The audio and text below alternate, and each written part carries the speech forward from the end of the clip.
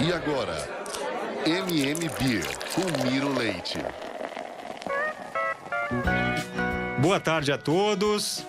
Estamos aqui hoje com mais um programa MM Beer, na presença de David Michelson, que é da cervejaria Júpiter. Obrigado, boa tarde. E mais uma vez na companhia do jornalista e querido amigo Léo Millen. Opa, boa tarde para todos. Bacana. Primeiramente, David, obrigado por ter aceitado o nosso convite. Chega aqui mais perto. E, bom, vamos começar com uma coisa que a gente costuma fazer sempre aqui no programa, que é perguntar como que você chegou no meio cervejeiro. Fala pra mim um pouquinho, o que você fazia antes e como que foi a tua jornada para chegar no meio cervejeiro? Bom, minha última profissão antes de trabalhar com cerveja, eu era editor multimídia da revista Época, né, do site da revista Época. E lá para 2008, 2009, eu li uma entrevista com o Sam Calagione, onde eu vi que ele começou a fazer cerveja depois que ele aprendeu a fazer, lendo um livro numa biblioteca. Daí eu falei, pô, então dá para fazer em casa, no fogão ali? E daí eu comecei a procurar. E eu vi que dava, que o negócio era relativamente simples, assim, e daí eu acabei pedindo pela internet os insumos e os equipamentos. Chegou lá, tudo embalado. Isso já tinha fornecedor no Brasil nessa época, né? Já, assim, não era tão fácil quanto hoje, que você pede pelo celular, mas já podia pedir pela internet. Já tinha a Serva Paulista, já existia, então tinha onde comprar as coisas e onde ir atrás de informação em português até. Não era um grande desafio, né? Só o desafio de fazer a cerveja mesmo. Então eu pedi tudo, chegou pra mim ali no finzinho de 2009. Eu só fui braçar no começo de 2010 ali, a gente comecei a fazer cerveja. Quantos litros você foi? Aquele kitzinho basicão? Panela de 32 pra fazer 20. Tá. Eu fazia com os meus irmãos, a gente fazia ali quase todo fim de semana, fazia uma cerveja. E era o nosso hobby, né? A gente se juntava pra fazer cerveja e comer churrasco depois. Isso daí foi assim, né, durante alguns anos, né? Eu comecei a participar dos encontros da Serva Paulista, né? Me interessar pelo negócio. E beleza, era um hobby. Até que bem no finzinho de 2011, teve um desses cortes aí da indústria editorial, né? Do ramo editorial. Mandaram embora 100 pessoas da Editora Globo. Foram 100 demissões em um dia. Eu caí nessa daí. Você tava lá na área de... eu tava na revista Época. Eu era época. Editor multimídia do site. Fazia conteúdo multimídia, vídeos, gráficos interativos. Era bem legal, eu adorava o meu trabalho. Mas acabou, né? Eu e toda a minha equipe, a gente foi mandado embora. Eu lembro direitinho, era dia 28 de novembro, né? Daí, dezembro, janeiro e até o fim do carnaval, em fevereiro, o negócio é bem devagar, né? Em termos de contratações ou freelance.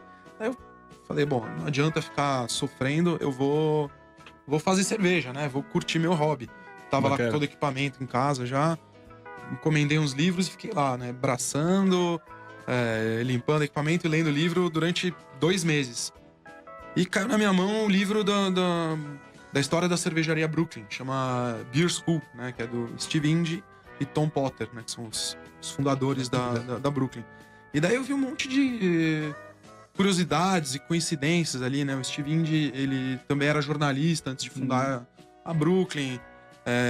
Eles eram muito ligados a um bairro da cidade, que era o Brooklyn, né? Do jeito que eu e meus irmãos, naquela época a gente morava em Pinheiros, né? Eu moro lá até hoje, adoro o bairro.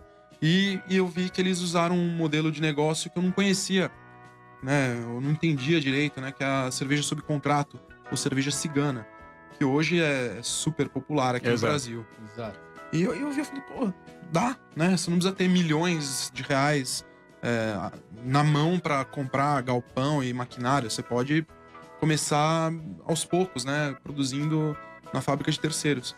E daí eu fiquei ali meditando naquilo em fevereiro, né? Depois que passou o carnaval, em vez de ajeitar meu portfólio e sair procurando emprego, chamei meus irmãos para conversar. A gente martelou uma planilha ali, né? Bem imperfeita ainda, mas a gente viu que tinha uma chance. Bacana, você tava com o FGTS na mão ali, meio que guardadinho. Cada um tinha suas E é reservas. importante destacar também que ele foi pioneiro nesse esquema de fazer cerveja cigana. Porque naquela época não era qualquer cervejaria disponível para se fazer cerveja, né? Esse fato foi uma coisa importante na hora que a gente avaliou o nosso plano, porque não tinha ainda ninguém fazendo isso. Então essa vantagem né, de ser o primeiro é uma coisa muito importante. Então, daí de fevereiro de 2012 até julho de 2013, que foi quando a gente lançou comercialmente a Júpiter, foi quase que uma linha reta. Eu praticamente abandonei tudo que eu tinha ali com jornalismo e design e comecei a fazer os cursos de tecnologia cervejeira no Senai de Vassouras, que fechou já. Fiz curso de sommelier, mestre em estilos, curso de administração dos negócios da cerveja na GV. Fiz o curso do BJCP para juiz de cerveja e trabalhei um mês como aprendiz de cervejeiro na Nacional. Então, Pô, né, bacana, legal. eu tentei me Se calçar me de qualificar. conhecimento ali. Porque, assim, era uma mudança muito radical e não dá pra você entrar como se fosse um passeio, né? Eu fiquei 1 ano e pouco estudando. Aí é pra dar certo.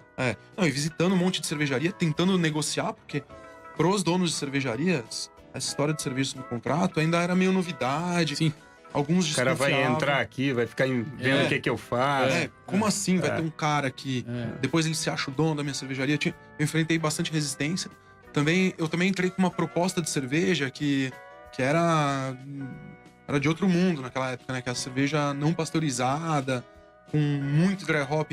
Já existia uma ou outra coisa parecida, mas nada aqui em São Paulo.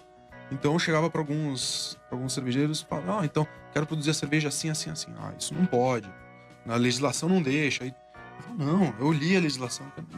Que a legislação brasileira sempre foi meio quadrada no mundo da cerveja. Eles usam termos que não são exatamente os corretos, né? Você estava falando da história do chopp, pode não pasteurizar, mas assim, o que é chopp?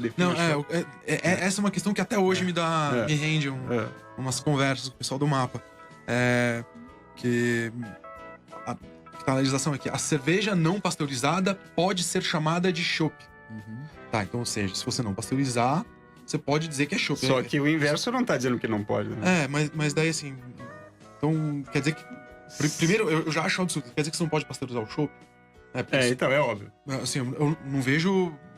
Nós temos um chopp importado que ele é pasteurizado. Sim, não, tem flash pasteurizado. Tem no Brasil já. Eu não vou entrar no detalhe pra não arranjar problema pra algum colega, mas já tem gente com essa tecnologia de pasteurizar o chopp. E tem cerveja que não é pasteurizada, enfim... Só que como tem muito da interpretação do fiscal, né? Então, às vezes, a gente tem alguns desencontros de interpretação. Mas, enfim, isso aí era um problema lá atrás. Hoje em dia, é mais uma anedota, né? Tanto a compreensão de todo mundo ficou mais clara, como eu aprendi que tem coisas que não adianta ficar brigando. Não adianta brigar. Ô, David, outra coisa também que eu achei que você sempre soube que você foi pioneiro foi o passo seguinte, como introduzir a cerveja nos mercados tradicionais, né? Isso é uma coisa que você tem um grande papel nessa história. Aí tem outra coisa que é muito marcante na história da Júpiter. Praticamente os primeiros 8, 10 meses, eu tava quase que sozinho, né? Então era eu no começo, eu acompanhava desde do invase até a entrega. Daí Financeira, emissão de boleto, tudo assim, tudo bem, né? Era uma empresa muito menor do que é hoje. Eu atendia muito menos pontos de venda. Tinha uma linha muito mais simples de produtos. Mas era uma loucura. Daí, aos pouquinhos, eu fui angariando reforços. Né? Primeiro um motorista para fazer as entregas, porque aquilo ali era loucura. Daí depois, né? Bom, na verdade, até antes do motorista, meu irmão para fazer o financeiro. Meu irmão é um cara focado nos números, né? Nos números e tudo mais, é muito melhor, porque eu tomava uns calotes e percebia na hora que não tinha, sabe, aquelas... Que não fechava a conta. Que não tava fechando a conta. Cadê onde foi parar o dinheiro? Tá ali. Aqui. Então, e daí depois eu chamei mais um cara para me ajudar nas vendas. Daí depois de um certo tempo a gente já tinha projeção suficiente para fechar um acordo com uma distribuidora. Daí a coisa mudou. Mas, de fato, eu bati muita porta. O cara nunca tinha ouvido falar. Assim, não, mas que é mais caro que a Colorado? Não faz sentido nenhum. Sabe? A proposta de valor ainda não estava difundida. Sim. As pessoas, muita gente simplesmente não entendia o que eu tava vendendo ali. Sim. Mas felizmente... Já era a APA, o teu rótulo de entrada. O que tá aqui é a APA. Eu trouxe a APA, é o nosso... Não, é porque eu tô falando da APA, porque eu quero fazer um corte rápido na conversa para servir. Nós sempre servimos aqui no programa. Hoje a gente tá com um copo a menos. Então nós vamos fazer uma coisa romântica aqui, né, Léo? Nós vamos compartilhar um copo. Vamos lá. Agora continua, por favor. Não, bom, então, era a APA mesmo, assim, que aliás, é uma outra coincidência, né? Tipo, eu comecei com a APA como o primeiro rótulo, porque ela foi a primeira cerveja que eu fiz em casa, né? Um motivo que não tem nada a ver com o mercado, mas ela é uma cerveja relativamente direta, né? Ela é um pouco de malte, bastante lúpulo, uma receita que eu julgo que é fácil para os consumidores né? Não desafia o paladar do consumidor, ela convida o consumidor. E porque eu achava que era uma cerveja simples. E eu não via o que hoje eu enxergo como a melhor coisa. Não tinha e não tem até hoje outra APA de referência no mercado. Sim. Exato. A APA é a Júpiter. Exato. Talvez se eu tivesse pensado nisso na época, eu teria feito diferente. Um marketing diferente. Mas é isso aí. Então, foi a nossa primeira receita, foi o nosso primeiro clássico. É nosso carro-chefe até hoje. É uma cerveja que ela tem uma proposta de ser uma cerveja... Apesar de ser uma cerveja muito saborosa, ela também é uma cerveja de giro. Ela não é alcoólica demais. Ela não é pesada. Aliás, por favor, vamos brindar aqui. Depois eu vou te emprestar o copo. Desculpa, Léo, você ficou sem prejuízo dessa. Mas sensacional. É bom porque todo mundo tem essa imagem da Júpiter como uma referência, né? Então isso é bom, importante também para você também desenvolver as suas outras receitas e colocar. Mas assim, o que eu achei, voltando àquela história que você começou a contar, como é que você está vendo esse desenvolvimento mercadológico da artesanal aí? Você que está desde o começo, né? Desde o começo. Assim, bom, tem esse mercado todo, ele tem muitas facetas, tem muita coisa muito legal e tem algumas coisas que, pelo menos pra mim, como produtor, são um pouco preocupantes, né?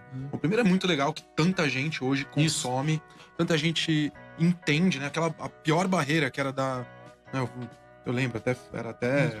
Opa, eu não vou lembrar agora quem que falou, mas eu falei assim, o maior inimigo da cerveja artesanal é a ignorância. Que o cara não conhece, não sabe o que tá fazendo. Então isso daí diminuiu muito. Pelo menos aqui em São Paulo, capital, né? Aqui se sente expandida. Isso aí acabou. A informação já flui. O pessoal já sabe qual é a proposta de valor da cerveja artesanal nesse perfil. Isso. A cerveja artesanal ela é um pouquinho mais cara do que ou às vezes é muito mais cara que a de massa, mas todo mundo entende que ela é um produto melhor também. Sim. Então talvez o cara não beba mais, porque alguns, né, não estão na melhor situação financeira, mas quem tem, paga, sabe o que tá levando. Então, exato. Então isso e aí tem a coisa da qualidade, sabe que tá também levando um produto de melhor qualidade. Totalmente relacionado a isso aí. O cara é um aspiracional por uma melhor qualidade mesmo. Mais sabor, mais tudo. Então isso é muito bom, as pessoas entendem, então elas acabam gastando mais dinheiro com isso aí, que também é bom. Mas tem mais players no mercado, o que... talvez como um todo é bom também, né? Sim, concorrência é sempre bom para o consumidor. É sempre saudável, porque baixa o preço tanto pelo preço menor que o cara quer pagar, quanto que as tecnologias começam a ficar mais eficazes, mais eficientes, né? Você gera maior eficiência de produção. Exato, então melhora isso aí e melhora o produto, porque agora fazer uma IPAzinha sem vergonha... Puta, é mais do mesmo, já virou, né? Já tem aquela categoria, é uma IPA. E vira a página e vai procurar outra coisa. Isso, já não comove ninguém. Então, pra comover alguém, você precisa fazer uma cerveja incrível mesmo. Então, esses são os lados positivos. Agora, o lado negativo, esse excesso de players, né? Não sei dizer se é um excesso mesmo, isso aí só com o tempo a gente vai saber. Com o tempo a gente vai saber. Mas, assim, tem muita cervejaria, tem muito lançamento, tem muita novidade... E aí talvez é uma opinião pessoal minha, né? Um pouco polêmica, talvez, né?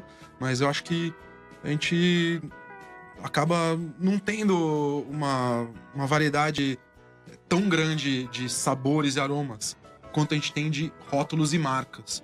Então, às vezes, tem algumas coisas que não estão lá mais porque são lançamento e tal, né? É complicado, né, falar isso aí. Quem põe a cerveja no mercado, obviamente, coloca lá com todo o coração, né? Faz o nosso com carinho, mas a percepção do público, às vezes, é que aquele negócio não tem, né? Até um negócio que eu tava comentando com o Léo antes da gravação. do ponto de vista da narrativa, da marca, ou mesmo dos profissionais de mídia que cobrem esse mercado, os discursos já não têm mais sentido, porque assim, putz, é mais uma IPA com lúpulos cítricos. XYZ e tal. Já tem 88 IPAs com lúpulos cítricos lançadas no último ano. Tem mais lançamentos do que dias no mês, né? Tipo, isso é fato. Assim, fica difícil, né? O consumidor, ele perde muito da referência dele, porque antes ele fala assim, não, IPA, eu gosto dessa. Stout, eu gosto dessa. Mas agora ele... Né, primeiro, cada vez tem uma nova. Às vezes aquela que ele adorava não tá mais sendo feita, porque como no lançamento não vende tanto, a cervejaria já acabou descontinuando. Ou descontinuou. Questão de sobrevivência, às vezes. Ou ele não acha mais pra comprar. Porque tem tanta marca, né? Ou tem 90 marcas. O sujeito tem O ponto de venda já deixou de pegar daquele fornecedor. Por questões próprias. Às vezes o cara tem ali na geladeira dele cabe 90 marcas. Mas tem 290. 200 vai ficar de fora. Acabou. É isso aí. Então tem algumas coisas assim. Eu acho que os mercados são dinâmicos, né? A gente vai encontrar diferentes equilíbrios aí, mas eu acho que agora a gente tá com essa questão tá um pouco... tá pesando um pouco. E outro efeito colateral que tem nisso aí é que você acaba com os clássicos, né? Pra você construir um clássico, né? Talvez um pouquinho de... Construir uma APA, assim... Sem falsa modéstia, eu acho que eu construí um clássico na APA. Sim.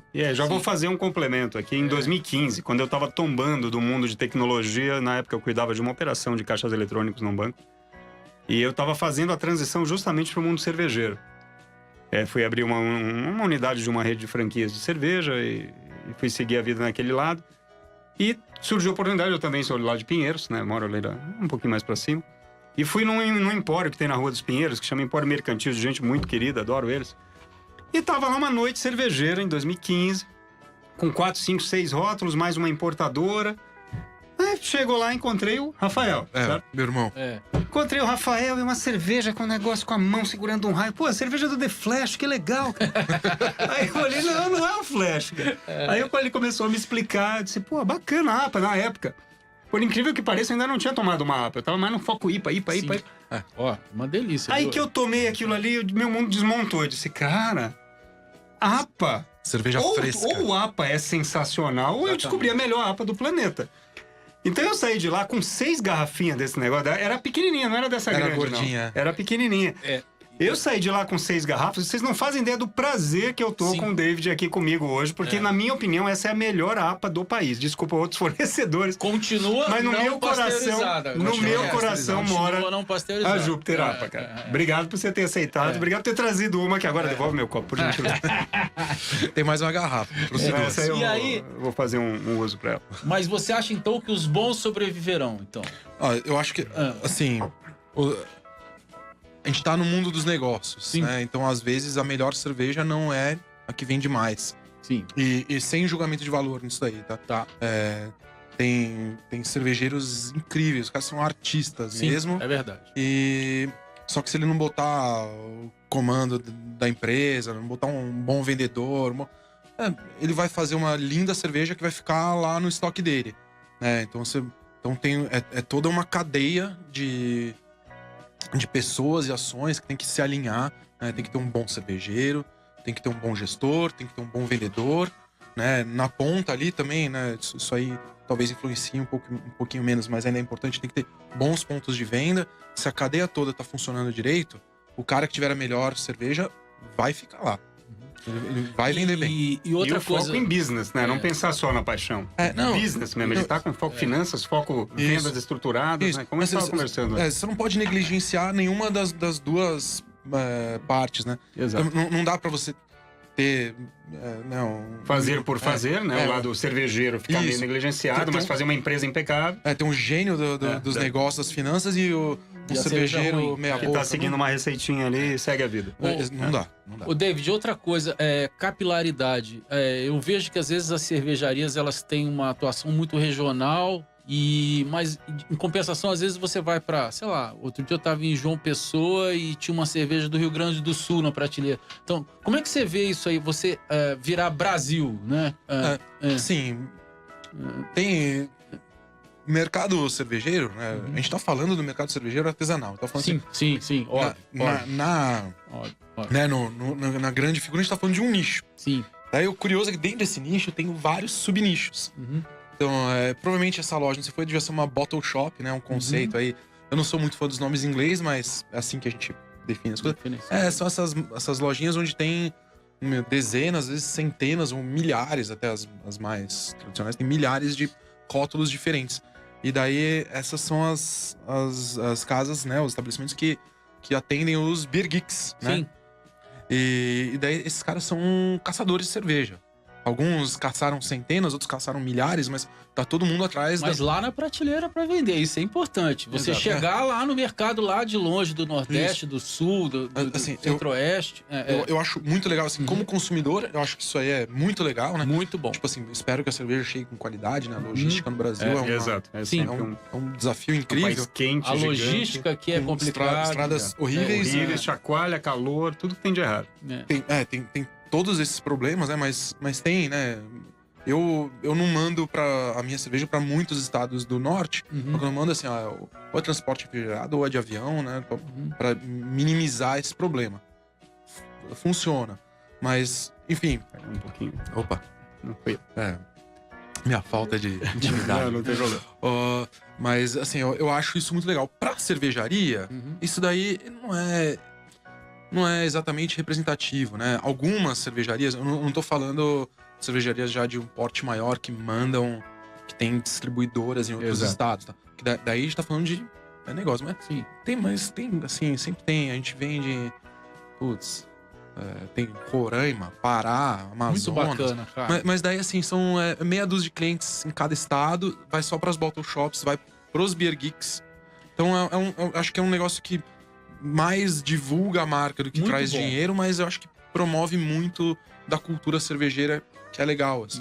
E deve dar um orgulho Exato. você saber que, sei lá, o cara lá em Manaus tá tomando uma cervejinha Júpiter, né? Eu acho isso legal. E você tá ajudando o mercado local lá, porque quando o cara consegue chegar, a logística é bom, foi hein? legal, chegou a cerveja bacana, ele vai dizer, tem que ter alguém produzindo isso aqui do lado, porque acabaram as 2 caixinhas que ele comprou do David.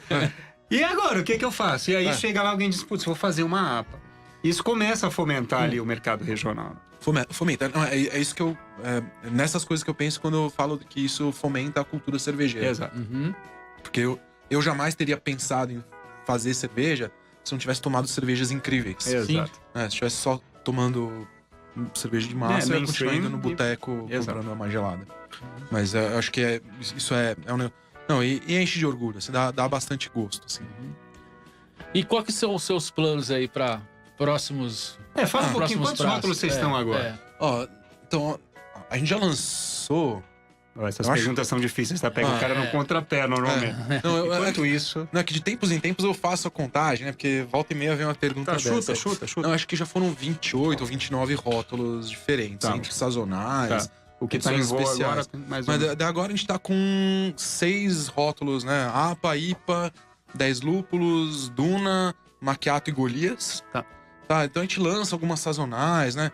Tipo, eu tenho feito o máximo possível pra não me deixar seduzir pelo canto da sereia dos lançamentos. Mas não, você lança todo mês uma. Eu acho que isso tira o foco, né? E eu prefiro apostar nisso de construir marcas e clássicos, coisa que faz com que o consumidor se sinta confiante de comprar a minha cerveja. É do Porto Seguro, né? Exatamente. Ele vê na prateleira e diz, bacana, se eu não achar outra, eu vou ali. Dificilmente você vai tomar uma cerveja Júpiter que você não vai gostar. Aqui eu sou suspeito. Não interessa o que tem na prateleira. Se eu vejo uma APA lá, eu vou babando. Então, esse carinho, mas esse é isso, é o Porto Seguro. fazer. Exatamente. Assim, existe a chance de eu botar uma cerveja escura e o sujeito não gosta de cerveja escura. Colocar uma cerveja ácida, a pessoa acha dentro do estranho. estilo. Mas eu sempre faço tudo. Tanto que, sour, até lancei um outro chopp especial e tal, mas a minha sour que vai envasada é a sour framboesa.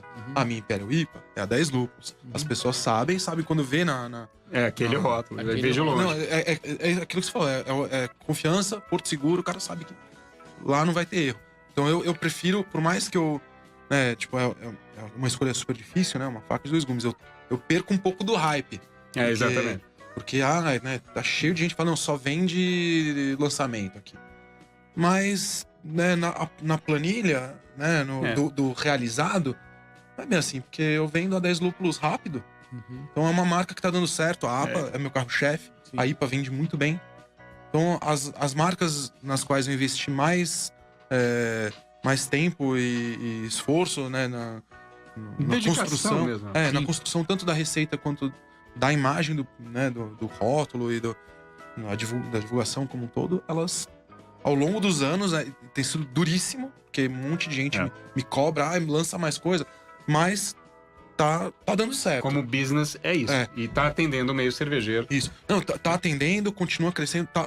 Essas marcas estão indo bem. Ótimo. Só que não tem atalho. 5, 6 anos de trabalho em cima de cada uma. É verdade. É isso aí, você tem que investir. É verdade. Ótimo. Bacana. Bom, bacana. Acho que nós fechamos aqui a nossa pauta. Queria mandar um abraço pro Rafael, que me encontrou lá, me ajudou a conhecer a APA. Obrigado, Rafael. E pro Alexandre, tem outro irmão que eu não conhecia ainda. Foi por pouco, ele morava todo mundo ali perto. Agora eles fugiram de Pinheiros, né? Me abandonaram, mas eu continuo lá. Eu tô lá também, a gente toma uma qualquer dia ainda. Ótimo. Um lugar onde eu costumo ir sempre é no São Paulo Tap House. Porque aí eu subo ali, eu tô mais perto ali da Girassol. Desculpa, é um off-topic aqui, nada a ver, mas a gente pode marcar um dia de tomar. Quando tiver, você engata junto de vez em quando lá ou não? De vez em quando tem lá. Porque, assim... isso aí tem a ver com aquela questão lá do excesso de lançamento. Exatamente. O pessoal tem 20 torneiras, eles precisam ficar trocando o tempo inteiro, senão o público deles não volta, né? Tipo, eles querem... Mas o cara volta pra ver a novidade, mas eu lembro... também volta pra você. Eu sei porque no fundo eu sou um desses caras, né? Mas o meu padrão de consumo, eu acho que ele se repete em muitas pessoas, eu chego lá, eu tomo assim, qual que é a de limpar a serpentina? Eu sempre tomo, no caso, eu tomo sempre uma APA, né? E depois eu vou lá me aventurar, tomar umas coisas estranhas. Aí você dá uma volta olímpica, pega os copos menores, aí vai fazendo divide umas latinhas ali e aí daí eu mato à noite com uma APA e volto pra casa. Então acho que bacana. Sempre tem esse... E lembrando, se beber, não dirija. Por isso que a gente tá falando de beber em Pinheiros, porque a gente vai a pé. Vou a pé. É isso aí. É isso aí. Léo, você tá convidado também, mas vem de Uber, tá? Vamos lá. Vem de Uber. Não, Uber não, desculpa, vem de carros de aluguel, tá? Eu não vou falar marca, eu não sei se eles vão patrocinar a gente algum dia. Fica a dica, hein, Uber? Patrocina o Léo. Vamos lá, pode me patrocinar então, aí, bacana. pessoal. Obrigado, David, por ter aceitado o convite. Léo, obrigado pelo apoio. Pô, prazerzão estar com você aqui. É muito bom. Não, o prazer todo meu.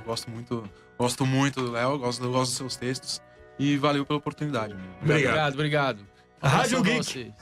Um abraço pra vocês. Pode. Rádio Geek, apaixonados por cerveja.